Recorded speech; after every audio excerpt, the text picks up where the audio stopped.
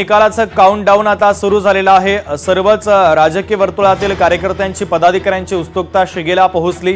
246 नगर परिषद आणि 42 नगरपंचायतींसाठी 10 वाजता मतमोजणीला सुरुवात होणार आहे। या मतमोजणीचे सर्वात वेगवान आणि अचूक अपडेट आणि निकाल लोकशाही मराठीच्या माध्यमातून तुम्ही दिवसभर पाहू शकणार आहात।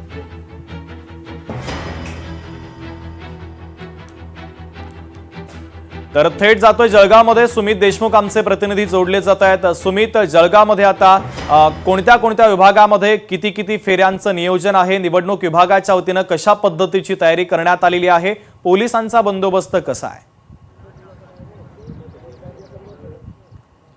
निश्चितच जर शुभम बघितलं तर 10 वाजता मतमोजणी या ठिकाणी होणार आहेत।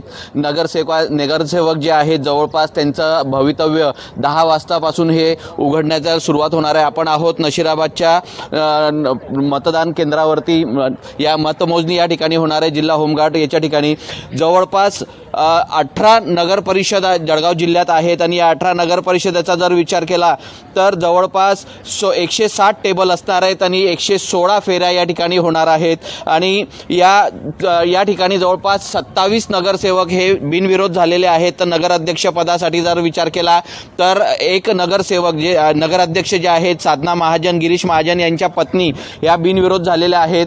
एवढंच नाही तर जर विचार केला तर जळगावमध्ये मुक्ताईनगरची लढत ही महत्त्वाची ठरली होती। मतदान करत असताना मतदानाच्या वेळेस या ठिकाणी मोठा राडा झालेला होता। त्या ठिकाणी देखील पोलीस बंदोबस्त मोठ्या प्रमाणात तैनात करण्यात आलेला आहे। कायदा व सुव्यवस्था कोणी हातात घेऊ नये या अनुषंगाने कडक पोलीस बंदोबस्त या ठिकाणी लावण्यात आलेला आहे। नशिराबाद नगर परिषदेचा जर विचार केला तर 155 पोलीस कर्मचारी या ठिकाणी तर 5 अधिकारी या ठिकाणी बंदोबस्ताला लावण्यात आलेले आहेत। 10 वाजेपासून मतमोजणीला सुरुवात होणार आहे। पहिली ही मतमोजणी असणार आहे, ही टपाल पद्धतीने जे मतदान झालेलं आहे त्याची मतमोजणी होणार आहे। त्यानंतर ईव्हीएमच्या मशीनद्वारे झालेल्या मतमोजणीची या ठिकाणी मतमोजणी फेऱ्या होणार आहेत। आणि सकाळपासूनच या ठिकाणी जर बघितलं तर पोलिसांचा कडकड बंदोबस्त व जे काही उमेदवारांचे कार्यकर्ते पदाधिकारी आहेत पक्षाचे ते देखील या ठिकाणी मैदानात आल्याचं आपल्याला या ठिकाणी पाहायला मिळत आहे। शुभम, अगदी सुमित, तुम्ही आमच्यासोबत असेच जोडलेले आहात।